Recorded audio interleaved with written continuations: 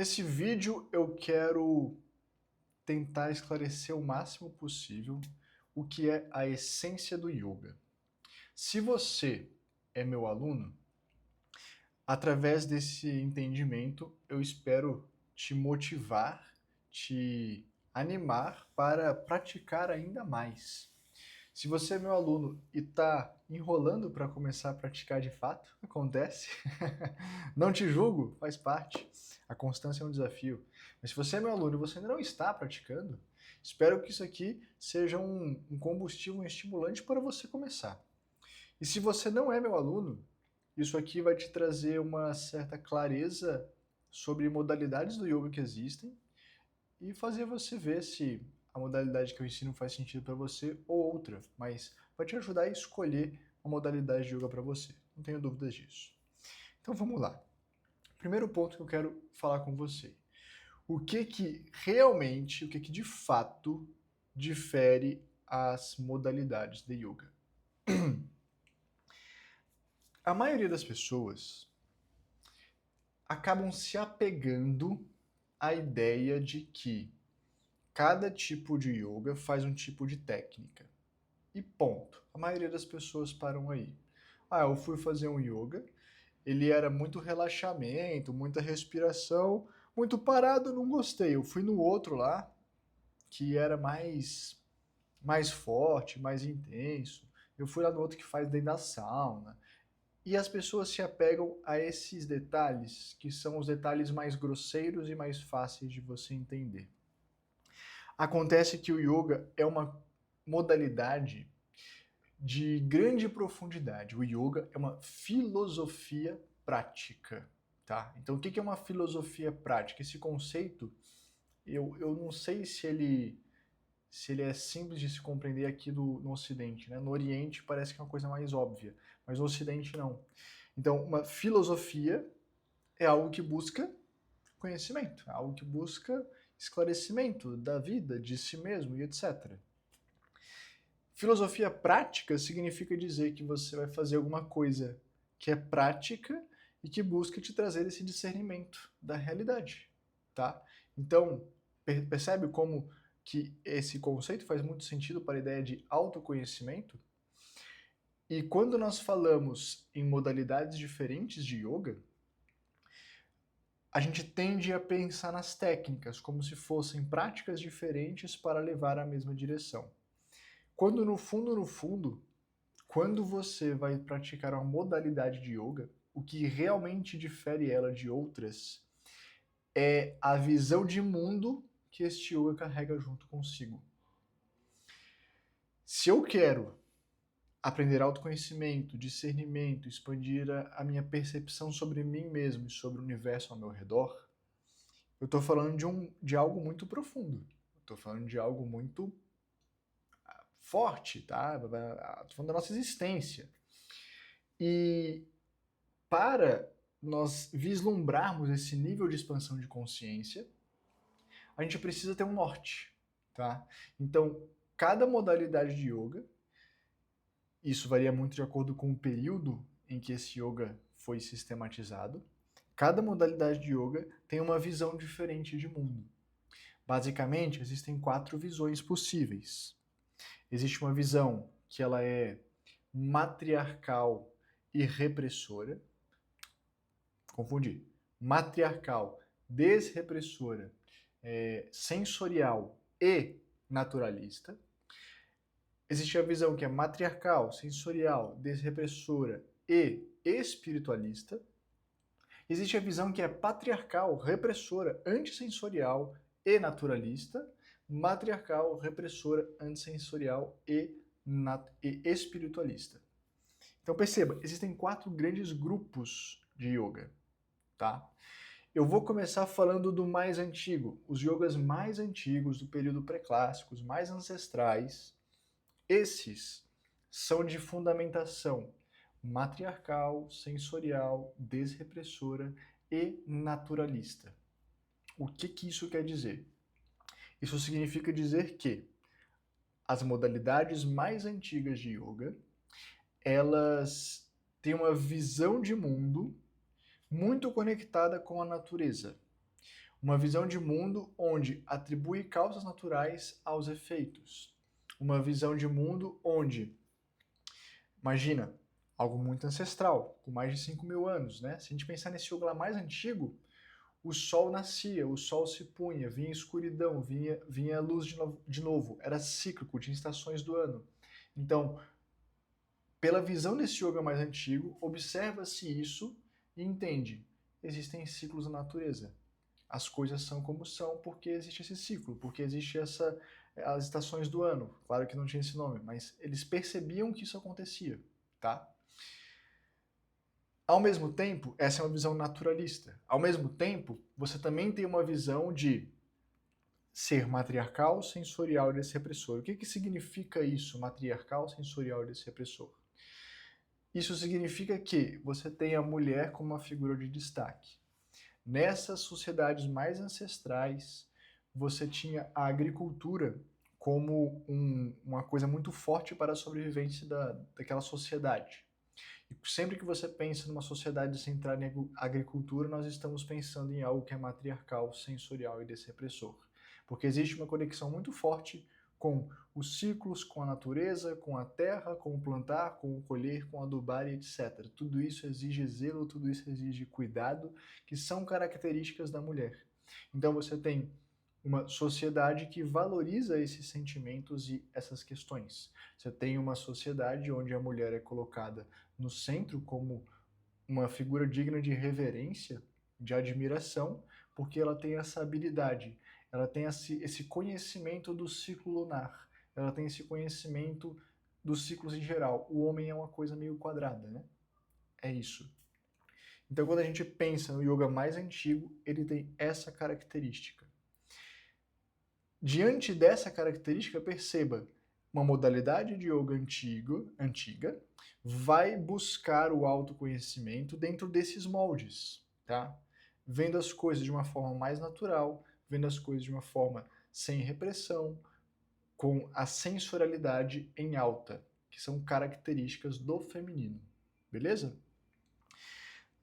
Depois disso, você tem o período clássico, tá, de modalidades de yoga, que vai ser uma época marcada pela substituição do matriarcal pelo patriarcal.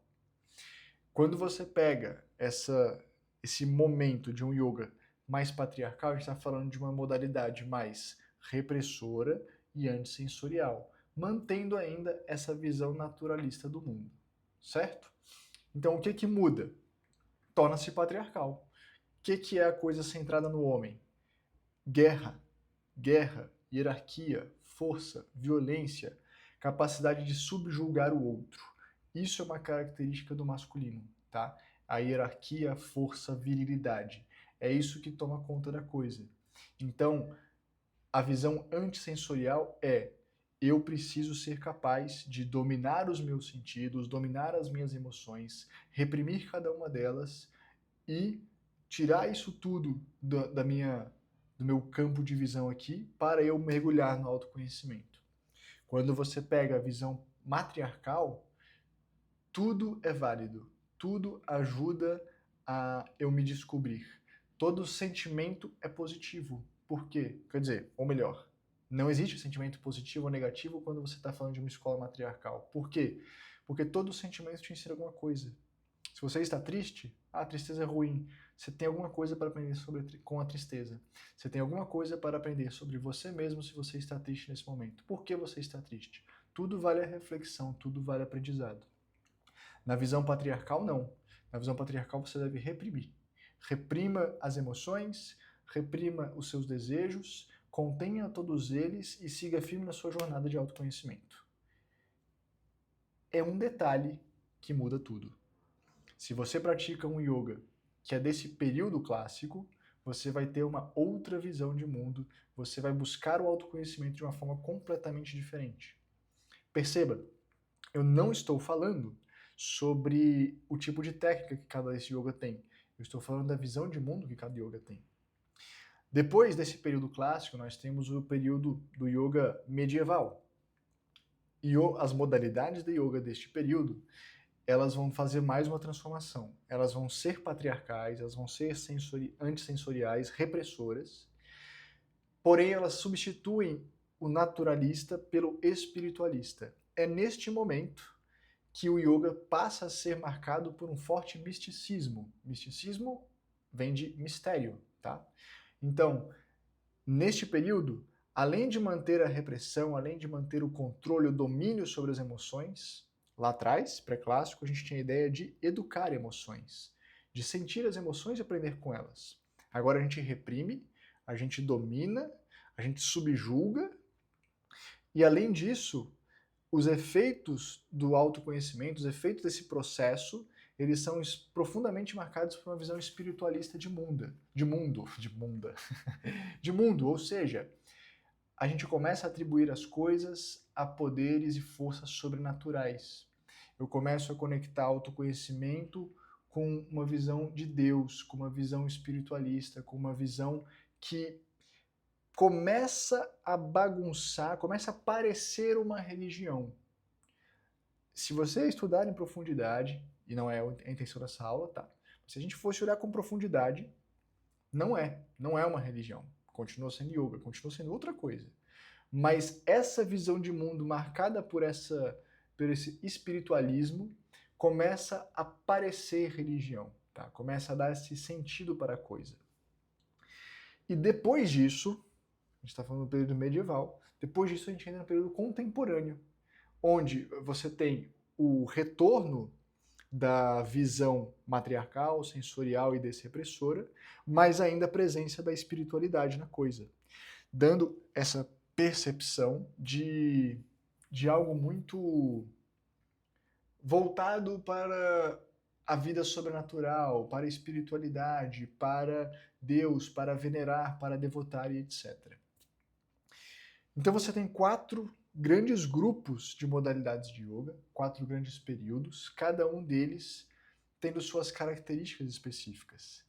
Isso daqui é o que diferencia os yogas, os tipos de yoga com profundidade, tá? Até as técnicas em si, elas partem disso. Se você vai valorizar mais ou menos o corpo, as formas físicas, a prática, vem disso. As modalidades que são matriarcais, sensoriais e desrepressoras, elas tendem a ter mais disso. As modalidades mais repressoras tendem a ter menos relevância na questão de você deixar o seu corpo forte e saudável. O objetivo é reprimir, conter os impulsos e seguir firme na sua jornada de meditação, de abnegação, de jejum e etc. Tá? Então, isso é o que, na profundidade, diferencia os tipos de yoga. Eu já vou falar sobre o Swastika Yoga, que é o yoga que eu ensino, e as particularidades de como eu ensino, tá bom? A gente já vai chegar lá. Mas antes, veja, temos 4 grandes grupos. Você deveria, antes de mais nada, ver o que dentro desses grupos, o que mais se conecta com você. Porque dentro desses 4 grandes grupos, você vai ter diversas modalidades de yoga dentro de cada um deles, e elas serão marcadas. A expressão da prática, a forma de praticar, a forma de ver o yoga no dia a dia, vai vir exatamente disso. Tá? Então, grava isso aí. Compreendido isso, a gente vai para um segundo ponto.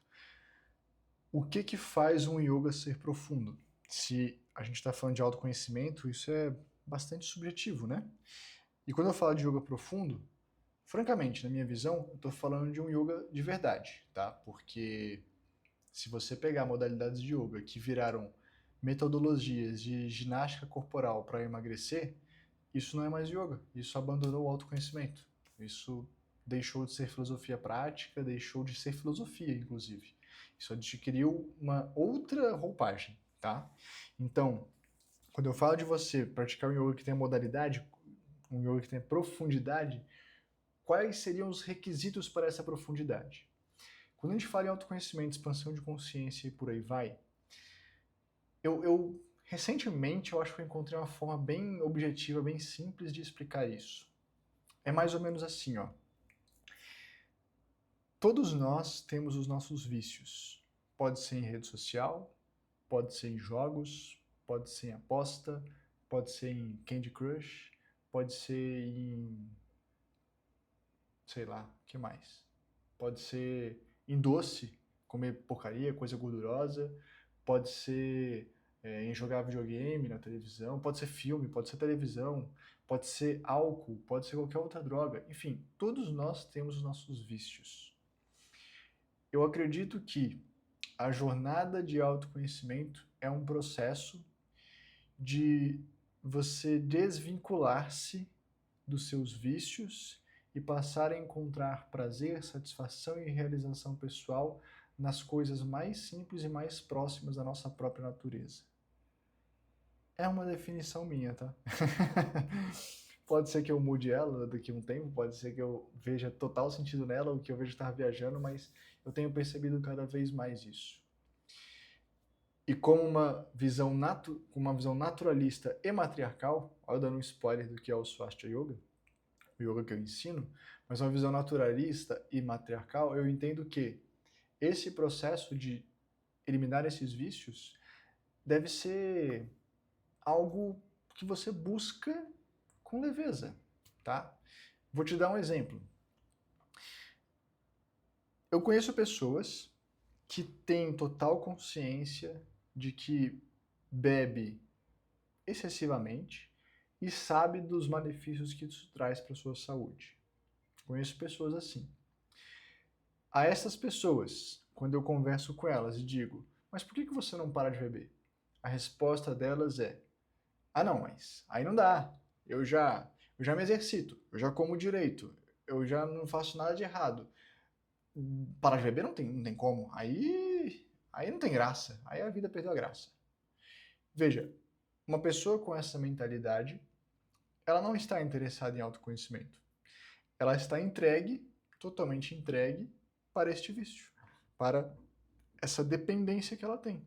Aquilo ali é o que gera satisfação para ela e ela está tudo bem de ficar apegada e presa àquilo. Vamos agora voltar essa lupa para mim. Eu sou a pessoa viciada, sim, em café. Se você vir para mim e falar assim, pô, cara, mas café não faz tão bem assim para a saúde, você devia parar de tomar café. O que eu vou te dizer? É verdade, você tem razão. Café é um baita de um vício. E é isso, eu não consigo largar o tal do vício do café, mas gostaria, entende? A visão sensorial é, isso existe, isso está aqui, e eu vou lidar com isso. Pela primeira vez eu estou fazendo, tem um mês que eu bebo café esporadicamente. Estou muito feliz com isso, estou muito bem com isso, mas é uma exceção, é um vício que eu estou superando, tá? Tá sendo um processo. E às vezes eu não sei se agora vai dar certo, se eu vou recair de novo, se eu acabar bebendo café de novo todo dia, toda hora, enfim. Varia, tá? Varia. Mas esse é a diferença entre uma pessoa que está buscando autoconhecimento e uma que não está. Uma, ela abraça os seus vícios e ela quer ficar presa àquilo e apegada àquilo. Ela não quer ir além. Ela não quer ir além das limitações que os próprios condicionamentos impuseram a ela. E quem busca o autoconhecimento, eu acho que deve ter esse radar aberto para buscar e encontrar soluções para você fazer as coisas de um jeito diferente e melhor a cada dia. Cada dia mais próximo da sua essência, da sua natureza, de si mesmo. E dentro desse processo, pode existir a espiritualidade. Puxa vida, eu sou um caso disso, tá? Eu não pratico yoga com visão espiritualista. Mas o fato de praticar yoga foi me trazendo uma autoconsciência tão grande que chegou um momento que eu falei, puxa vida, eu deveria me dedicar mais à vida espiritual. E passei a fazer isso. Através da religião, não através do yoga. O yoga é uma ferramenta para outra coisa. Então, para mim, o que difere, o que faz um yoga ser profundo, uma prática de profundidade, é isso. É por isso que eu sempre falo que o yoga vai precisar de transformação pessoal. É por isso que eu sempre falo que praticar yoga é desconfortável. E não é desconfortável porque é difícil de alongar. É desconfortável porque você começa a praticar, você começa a conhecer os seus próprios condicionamentos, descobrir coisas no seu subconsciente, e ao descobrir essas coisas aí dentro, você vai se decepcionar com você mesmo. Você vai descobrir o que existe de melhor em você e vai descobrir o que existe de pior. E você vai ter que lidar com o seu pior lado. Você vai ter que lidar com o seu lado sombrio. E não é fácil isso. Não é todo mundo que está disposto a isso. Praticar yoga com profundidade exige isso. Exige você olhar para os seus defeitos, para as suas piores características, para os seus vícios e lidar com isso. Porque você acredita que se você seguir nessa jornada e você se libertar disso tudo, você vai ser um ser humano melhor. E vale a pena ser um ser humano melhor, porque sim. Simples assim. Isso é uma jornada de autoconhecimento na minha percepção. Então, se você pratica um yoga que não tem esse fundamento, essa ideia, essa intenção, na minha opinião, você não está praticando um yoga com profundidade. E você que está aqui comigo na comunidade Sattva, se você não é aluno, terá um link na descrição desse vídeo. Quem está comigo na comunidade Sattva, saiba, é isso que eu quero para vocês, é isso que eu desejo para vocês, vocês praticarem com essa intenção e com essa profundidade. Entendido isso, fazer somente a técnica vai resolver a sua vida? Se você pegar e fazer técnica de yoga todos os dias, disciplinado certinho, você vai conseguir chegar nesse nível de profundidade no yoga? Tem modalidades que acreditam nisso, tá? Para um yoga de raiz matriarcal, sensorial e desrepressora, que quer vivenciar esse autoconhecimento dentro da vida real, sem se excluir dela, sem ter a visão do monge que subiu a montanha e se afastou de tudo para evoluir. Não, isso não é uma visão sensorial, isso é uma visão repressora, tá? Então, dentro dessa visão sensorial, o que nós devemos fazer? Nós devemos sim usar as técnicas, mas a gente nunca deve usar as técnicas de forma isolada da sua realidade. Então, ao mesmo tempo que você está praticando yoga, fazendo as técnicas do yoga, os respiratórios, a meditação, os asanas, as posições físicas, né? Ao mesmo tempo que você está fazendo tudo isso, você deve começar a trazer a sua vivência da prática para o dia a dia, para o trabalho, para a relação com as pessoas. Você deve pegar a sua reação diante da prática, de buscar o equilíbrio, estabilidade emocional, bem-estar. Você deve fazer com que isso vá para além da sua prática. Você deve fazer com que isso permeie a sua vida real. E ao fazer esse link, essa conexão, você não está mais fazendo técnica, mas você está praticando conceitos do yoga no dia a dia, na vida cotidiana. Você está pegando o que você aprendeu com a técnica e aplicando na sua vida real. Esse link, ele só acontece quando você compreende e entende um pouco mais da filosofia do yoga e um pouco mais dos conceitos do yoga. Que conceitos? Isso aqui que eu estou te falando, por exemplo, das raízes, do matriarcal, da sensorialidade, do aceitar as suas emoções e lidar com elas, do aceitar o seu pior lado, lidar com eles. Tudo isso são pequenos conceitos que fazem parte do universo do yoga. E ao ir conhecendo isso, você passa a enxergar formas de linkar a sua prática de yoga com a sua vida real. Perceba, é uma jornada de autoconhecimento, é você com você mesmo que tem que fazer isso. Por mais que eu possa te ensinar os conceitos, por mais que eu possa te dar um mapa, por mais que eu possa te orientar, você tem que enxergar as coisas por si mesmo. Você tem que vivenciar por si mesmo. Por isso que o yoga é um mergulho para dentro e não para fora. Por mais que, claro, você tem que estudar, você tem que assistir às aulas, você tem que praticar, você tem que aprender como faz. Se você fizer alguma coisa que te der dor, você tem que corrigir. Você precisa de ajuste, tá? Precisa de ajuste na jornada. Mas você tem que estar buscando vivenciar as coisas por si só. Você tem que estar mergulhando para dentro e olhando sempre para você. É isso que é autoconhecimento. E ao mesmo tempo que você aprende com você, você leva isso para a vida real. Então essa integralidade entre você se entender, se conhecer e levar isso para a sua relação com o mundo, é isso que eu acho que é essencial para que você pratique yoga com profundidade. E aí nós chegamos no último ponto que eu queria abordar nessa aula, que é como funciona no Swastika Yoga. O Swastika Yoga é a modalidade de yoga que eu ensino, tá? O Swastika Yoga, ele é um yoga matriarcal, sensorial, desrepressor e naturalista. Ou seja, não tem nenhum cunho, nenhum vínculo com religiosidade, não tem nenhum vínculo, nenhum cunho com Deus ou coisa nesse sentido. É uma prática... Ah, porque nega? Não, não é contra a religião. Não é religião, não fala disso, não fala de espiritualidade. Você nunca vai ver dentro de uma aula de yoga, falar sobre espiritualidade. Porém, eu já orientei uma aluna uma vez, que ela se sentia desconfortável numa parte da prática. Eu falei, qual que é a sua religião? Na época ela era evangélica, acho que depois ela se tornou católica, alguma coisa nesse sentido. Mas eu perguntei, qual é a sua religião? E ela disse, sou evangélica. Eu falei, e o que você vai se sentir confortável aqui? Em fazer uma mentalização aqui para Deus. Eu falei, então faça sua mentalização para Deus. Mas eu disse isso para esta aluna. Eu nunca vou colocar isso na minha aula, porque a minha aula, ela não é para fazer você acreditar em Deus. Às vezes você não acredita, não sei. Eu acredito, é verdade, mas você não. E é diferente. Quando eu ensino yoga, eu ensino com essa visão. Simplesmente não existe essa ideia de espiritualidade, de misticismo dentro da minha prática. Eu quero ensinar o yoga além disso.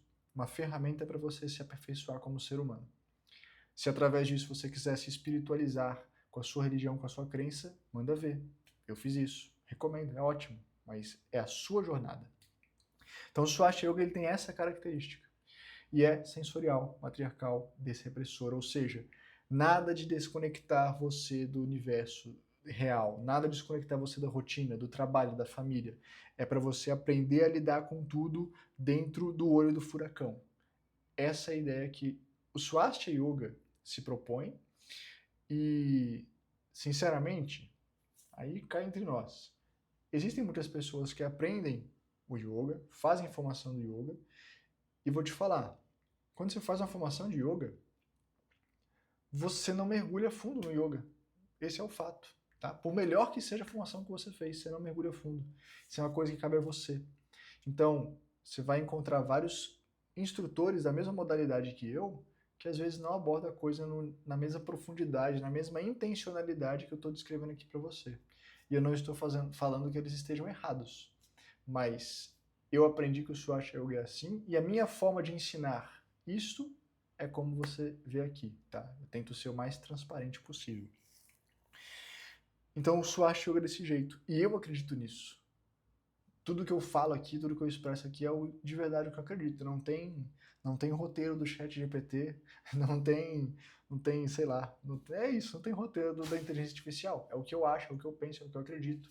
É o que eu vou aprendendo com muito estudo, com muita prática de yoga, e é isso, a mente vai se abrindo, eu vou me lapidando e vou trazendo tudo aqui para que você tenha cada vez uma vida mais leve, mais saudável, mais alegre, mais feliz, repleta de autoconhecimento e satisfação pessoal. É assim que funciona no Swastika, é assim que funciona para mim, é assim que eu quero que funcione para você. Detalhe importante, dentro do Swastika Yoga, esse processo de técnica e levar para a vida cotidiana, ele acontece simultaneamente, tá? Por que eu estou ressaltando isso? Porque existem modalidades de yoga onde você só estuda os conceitos do yoga e tenta levar os conceitos para a vida real, sem fazer técnicas. Existe. Existem modalidades de yoga onde você só faz os conceitos, aprende todos os conceitos e depois você faz as técnicas. Existe modalidade que é assim. E existe modalidade de yoga que não tem conceito, é só técnica, faz a técnica. Não, mas eu sou um belo de um porqueiro assim na minha vida. Eu passo os outros para trás, eu dou cano, dou calote. Não tem problema, faz a técnica e vai dar certo. Existem modalidades de yoga que entendem dessa forma. Por quê? Porque são de raízes diferentes, tem visões de mundo diferentes. E isso faz com que tenham visões de práticas de yoga também diferentes. No Swastika Yoga, como que é a visão? Pratique e vai aprendendo e exercendo os conceitos. As duas coisas acontecem juntas, simultaneamente, ao mesmo tempo. Você deve fazer as duas coisas todos os dias. Essa é a ideia, tá bom? Então, que este vídeo aqui inspire você a começar a fazer as suas práticas, se você não começou ainda. Se você já está aqui dentro da comunidade e ainda não começou a praticar, vai lá, fala comigo, pede minha ajuda lá no grupo de alunos do WhatsApp e vê o que está faltando. Estou aqui para te orientar, para te ajudar. Você não está sozinho. Comece o quanto antes. E o mais fácil é começar a fazer a técnica, porque as coisas vão fluindo naturalmente. Daqui a pouco você vai ver você descobrindo coisas sobre você mesmo que você não sabia. E aí os conceitos vão surgindo naturalmente, as ideias vão surgindo naturalmente, os insights, a vontade de assistir uma aula teórica aqui e ali para você ver como conecta isso com a vida. E por aí vai. é a sua jornada. Estou aqui para te dar as ideias, os conceitos e as práticas, mas eu não consigo praticar por você. Que isso seja um tapa de luva, um tapa sutil, tá? Para te empurrar para frente, para que você evolua com toda a sensorialidade e desrepressão possível. Espero que te inspire para você praticar e buscar com seriedade o seu autoconhecimento. Se você não é aluno da comunidade Sattva, que você encontre o seu caminho de fazer isso. E se for comigo, link na descrição desse vídeo. A gente se vê numa próxima. Até lá.